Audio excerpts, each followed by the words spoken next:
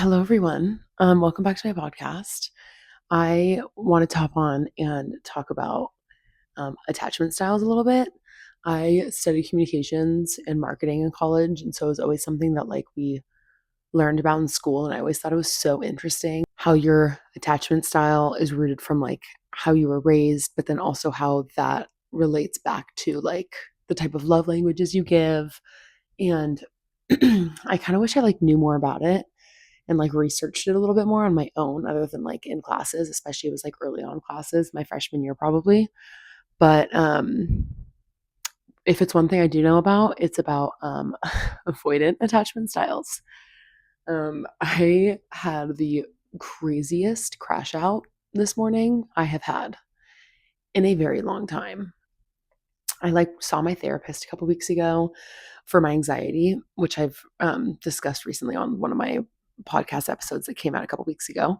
Um, but I have a lot of I don't fix things. I don't get over things. I don't heal from all these mini traumas that I have. I don't get past it. I kind of just pretend like it never happened and avoid it and don't discuss it with people and make jokes about it instead of process what happened. And um, it works for me to an extent because I don't know how else you heal from these things or move on. It's just my go-to. It's I keep busy, I move on because it's what is talking about it gonna help, you know? But that's also just not healthy, I'm sure. But it is just what I know. So when I do have these crash outs, I feel everything. Everything that's ever happened in my life. I feel all at once in a crazy crash out. So I had one of these a couple weeks ago, and that's what prompted me to see my therapist that I don't see often, maybe once every 2 years type of thing. Because again, when I have these crash outs, they're really intense. So then I thought I was going to start anxiety medication. I literally got it prescribed. I took one pill and um, I never took another one. I couldn't do it. It's not for me at all. But after that failed attempt, I actually traveled to New York by myself. First time going far away from my family by myself. I did go with my boss. It was a work trip, but I was really anxious about that trip coming up, that it was causing a lot of problems. I couldn't sleep at night. I'd have panic attacks. But then by the time the trip actually came, I was fine. I was doing well. So then I stopped the medication. I've been doing really well recently with my anxiety. And then I just had one of the crazy crash outs because I avoid everything that's ever happened to me. So this morning when I had a mental breakdown, I felt everything. Everything feels everything comes up all at once. So what triggered this was last night or yesterday, I guess the whole day, I was just really overly exhausted from my trip to Tahoe. And I hadn't slept in what felt like 3 days. And so obviously that kind of makes you crazy. So within those 3 days, even actually this whole past week, I have been crazy. So I've been talking to this guy. I've been talking to this guy and I've never really seen potential with him. I was just kind of oh yeah, fine, I'll go out with you, whatever. But never to be seen again. But then a couple weeks go by and we kind of rekindle and start talking on the phone and I like talking to him, but again, I can't get that serious for various amount of reasons. But anyways, I recently was oh, I kind of do like him, but in a he's cute. I kind of like him. Um, but yeah, it kind of triggered me to get insane because when I have a crush on somebody, I actually go mentally insane. Um, if I even like somebody, I literally cringe at everything. We had it. Oh my god, we just had a cute conversation. Ew, ew. See, I can't. This is where I'm I can't do it. It cringes me out. And I had to say the words that I liked him. Ugh. Let me tell you, this was really hard for me to do. he doesn't even hear me say it. And I'm like, I'm sorry, like I can't say it again. So I'm very aware of my avoidant attachment. I in another episode, 6 weeks, one dude, and a whole lot of self growth. I kind of talk about how I worked my way through it actually for the first time, and it was my first time like trying to put myself out there with somebody in like 5 fucking years, because I always have just preferred like casual short term relationships with people, because I kept them far enough away that they didn't get too close, where like my avoidant attachment style kicks in and I like flee. So I always had like a guard up. I never let people, like men that I was seeing, get to know me very well, other than like surface level and like fun and like whatever. Oh, so after I kind of gave it a go and got through my avoidant attachment style, and I ended up really liking the guy and things were going really well, it didn't work out.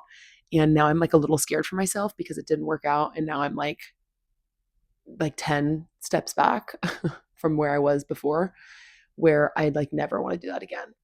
So the past couple days, I have been crashing the fuck out over this boy that I'm talking to, because I'm like, what am I doing?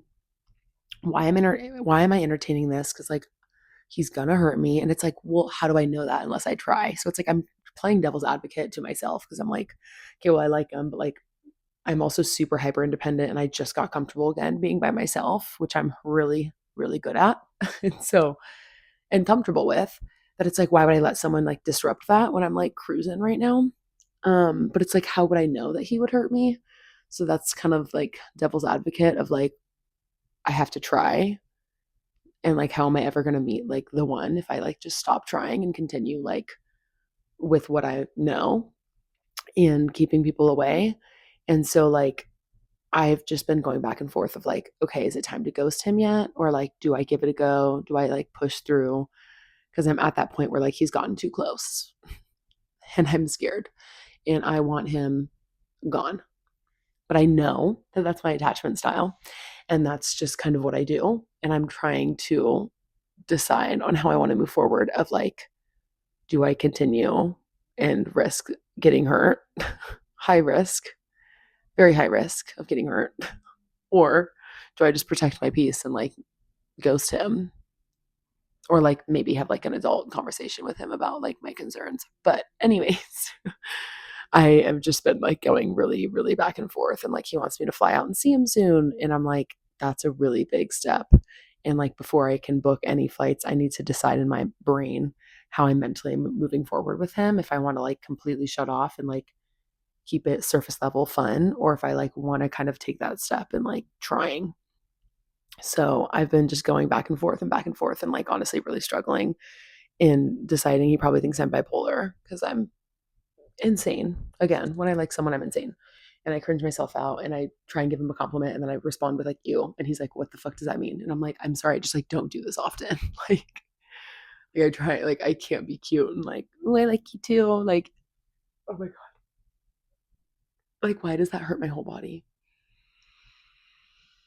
And it's like, I have to decide what I'm going to do, because when I take that step of like talking to him about these things, like that is the step where like, okay, now I can get hurt. Like now you know me. Now I've been vulnerable with you. I can't be vulnerable. But now that I've been vulnerable with you, now you have like space to hurt me. Whereas like I haven't shown that yet really. And so I'm just like, I'm at the point where it's like we've gotten to know each other like this far, but like now we're at the point where you got to make that jump. And I just like think I want to run the other way and never speak to him again. Even though I really like him, like he sent me flowers. He's such a cutie. You. But for example, actually, when someone says something to like hurt you or like says something negative about you, I never really take offense to it, because I always think to myself, like, well, you don't know me. Like everyone has their own opinion about people, super fair, but they don't know me. So it's like if I hear like, oh, X so and so says this about you, it's kind of like, like, okay, whatever. Like I don't care. Like I don't even care to hear that someone's saying that about me, because like they don't know me. So like why would I value their opinion? But when someone does know you and like feels like family and like you let them in and then they say these hurtful things about you or like think a certain way about you, that hurts. Like I've got it's really difficult to hurt me, but like if you're in, then it's really easy to hurt me. Like an example of that is like one of one of my like only friends that I wanted to keep in touch with after college, and I like saw a friendship like continuing post grad with her. And I'm very picky. I could name all my friends on my one hand, and I'm so happy with that. But this one, like I wanted to like continue our friendship. Like I never saw that ending. I never really thought about it. And after graduation, like we kind of just I don't know, like grew apart, I guess, which was like okay.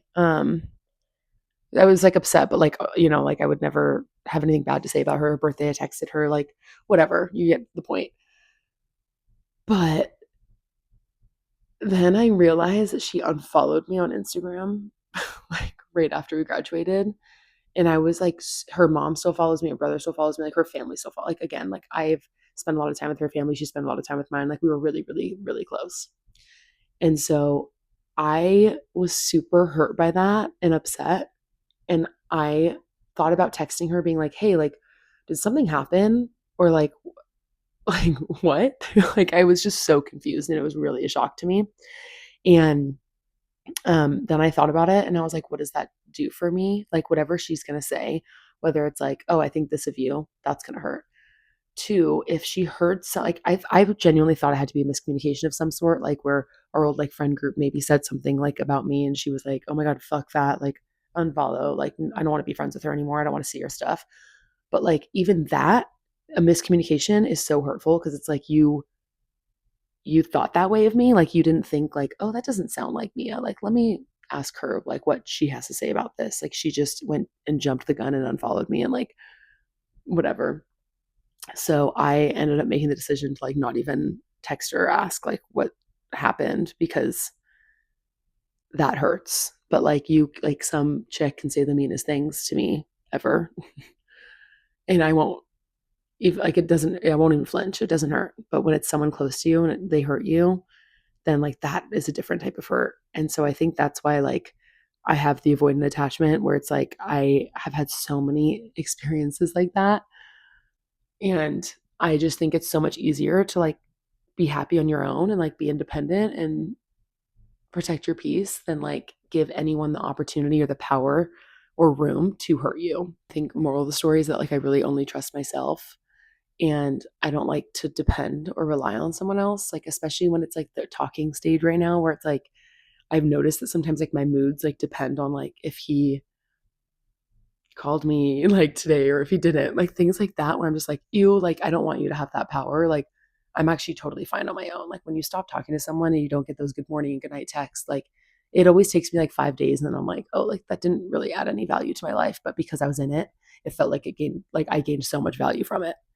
So it's like I kind of just want to like remind myself who the fuck I am and like ghost him so that I can like be at peace with myself and not in the realm of possibly getting hurt.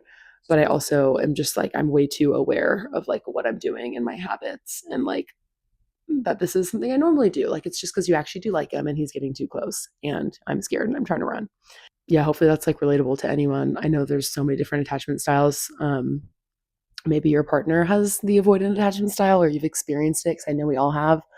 I have experienced an avoidant attachment person who was in my life and it's like it's really frustrating. You think that they don't want or crave like a relationship, but they do. It's just a really difficult thing to do for us, even if it's something like we really want. Well, thank you for listening to my podcast about avoidant attachment styles and kind of just like crash outs. And hopefully that was relatable to some of you. Stay tuned and cheers.